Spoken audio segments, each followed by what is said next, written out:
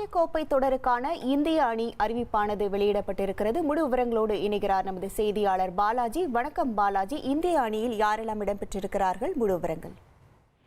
வணக்கம். வருகிற செப்டம்பர் மாதம் 9ஆம் தேதி ஐக்கிய அரபு அமீரகத்தில் ஆசிய கோப்பை கிரிக்கெட் தொடர் தொடங்க உள்ளது. இந்த தொடரை பார்த்தோம் என்றால் T20 ஃபார்மேட்டில் நடைபெற உள்ளது. அதாவது அடுத்த ஆண்டு இந்தியாவில் உலகக்கோப்பை T20 தொடர் நடைபெற உள்ளது. அதனை கருத்தில் கொண்டு இந்த ஆசிய கோப்பை தொடர் T20 வடிவில் நடைபெற இருக்கிறது. இத்தகைய சூழலில் இந்த தொடருக்கான இந்திய அணியை BCCI தற்போது அறிவித்திருக்கிறது. அதாவது சூரியகுமார் யாதவ், கேப்டன் சூரியகுமார் யாதவ் தலைமையிலான இந்திய அணி தற்போது BCCI அறிவிக்கப்பட்டு இருக்கிறது. அதாவது பார்த்தோம் என்றால் அணியில் சுப்மன் கில் துணை கேப்டனாக நியமிக்கப்பட்டிருக்கிறது. அதாவது இந்திய டெஸ்ட் அணியின் கேப்டனாக சுப்மன் கில் செயல்பட்டு வருகிறார். அவர் தற்போது இந்திய T20 அணியில் துணை கேப்டனாக நியமிக்கப்பட்டிருக்கிறார். இவர்களை தாண்டி அணியில் அபிஷேக் சர்மா, திலக் வர்மா, ஹர்திக் பாண்டியா, சிவம் துபே, அக்சர் பட்டேல் ஆகியோர் இணைக்கப்பட்டுள்ளனர். இது மட்டுமின்றி விக்கெட் கீப்பர் ஜிதேஷ் சர்மா மற்றும் சஞ்சு சாம்சன் ஆகியோரும் அணியில் இணைக்கப்பட்டுள்ளனர். வேகப்பந்து வீச்சாளர்களை பார்த்தோம் என்றால் ஜஸ்பிரித் பும்ரா, ஹர்ஷ்தீப் சிங் ஆகியோர் இணைக்கப்பட்டுள்ளனர்.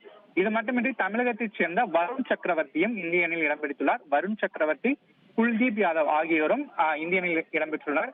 இவர்கள் மட்டுமின்றி ஹர்ஷித் ராணா, ரிங்கு சிங், அதிரடி வீரரான ரிங்கு சிங்கும் இந்திய அணியில் தற்போது இடம்பிடித்திருக்கிறார். இது குறிப்பாக நான் பார்த்தோம் என்றால் கில்லிற்கு துணை கேப்டன் பதவி வழங்கப்பட்டுள்ளது. அதாவது டெஸ்ட் அணியின் கேப்டனாக தற்போது கில் இருக்கிறார். அவரை தற்போது T20 அணியில் சேர்த்து தற்போது அவருக்கு துணை கேப்டன் பதவியும் வழங்கப்பட்டிருக்கிறது. இது எதிர்கால அணியின் நலனை கருத்தில் கொண்டு எடுக்கப்பட்ட முடிவாக பார்க்கப்படுகிறது.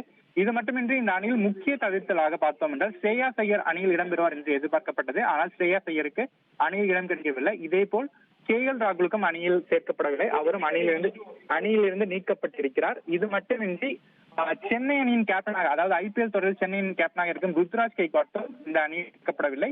ஸ்ரேயாஸ் ஐயர், KL ராகுல், ருத்ராஜ் கெய்க்வாட் ஆகிய 3 வீரர்கள் இந்த அணியில் இடம்பெறவில்லை. அவர்கள் அணியில் இடம்பெறலாம் என்று எதிர்பார்க்கப்பட்டது. ஆனால் அவர்களுக்கு இந்த அணியில் வாய்ப்பளிக்கப்படவில்லை. வருகிற 9ஆம் தேதி ஆசிய கோப்பை கிரிக்கெட் தொடர் துபாய் மற்றும் அபுதாபியில் தொடங்க உள்ளது. இந்த தொடர் T20 ஃபார்மேட்டில் நடைபெற உள்ளது. இதில் மொத்தமாக 8 அணிகள் பங்கேற்கின்றன. இந்தியா, பாகிஸ்தான், இலங்கை, வங்கதேசம், ஸ்ரீலங்கா, ஐக்கிய அரபு அமீரகம், ஓமன், ஹாங்காங் உள்ளிட்ட 8 அணிகள் பங்கேற்கின்றன.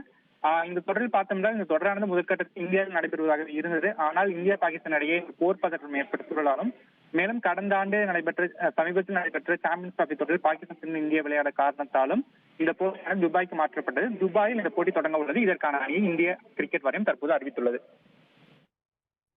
உங்கள் விவரங்களுக்கு நன்றி பாலாஜி.